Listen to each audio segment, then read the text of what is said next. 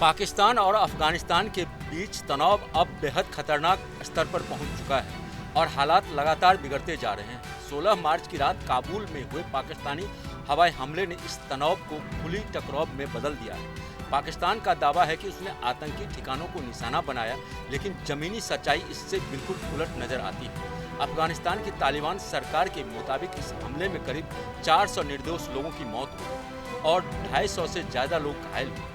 यह हमला रात करीब 9 बजे किया गया, जब ज्यादातर लोग अस्पताल में इलाज के लिए मौजूद थे। प्रत्यक्षदर्शियों के मुताबिक धमाके इतने तेज थे कि पूरा इलाका दहल उठा और कुछ ही मिनटों में अस्पताल मलबे में तब्दील हो गया। सबसे चौंकाने वाली बात यह है कि इस हमले में काबुल का 2000 बेड वाला उम्मीद नशा मुक्ति अस्पताल पूरी तरह तबाह हो गया।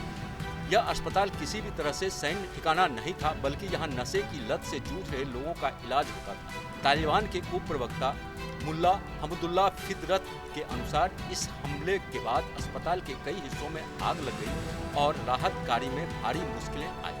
वहीं तालिबान के प्रवक्ता जबीउल्लाह मुजाहिद ने इस हमले की कड़ी निंदा करते हुए इसे सीधा नागरिकों पर हमला बताया। अंतर्राष्ट्रीय स्तर पर भी इस घटना को लेकर चिंता बढ़ गई। संयुक्त राष्ट्र के विशेष प्रतिवेदक रिचर्ड बोनेट ने इसे मानवता के खिलाफ अपराध बताया और इस पर तुरंत स्वतंत्र और पारदर्शी जांच की मांग की।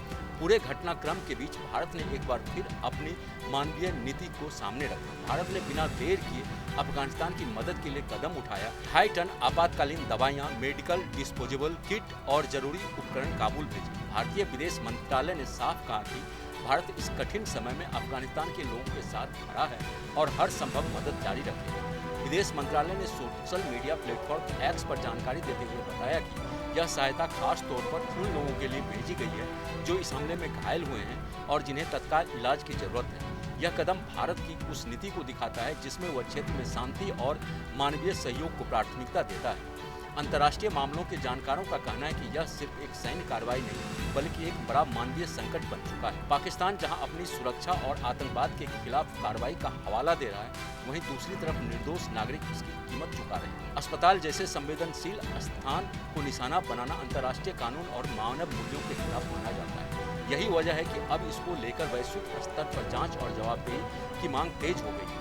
अगर इस तरह के हमले जारी रहते हैं तो यह पूरे दक्षिण एशिया में अस्थिरता को और बढ़ा सकते हैं। आने वाले दिनों में यह देखना बेहद अहम होगा कि क्या इस मामले में अंतर्राष्ट्रीय दबाव बनता है और कोई ठोस कार्रवाई होती है या नहीं।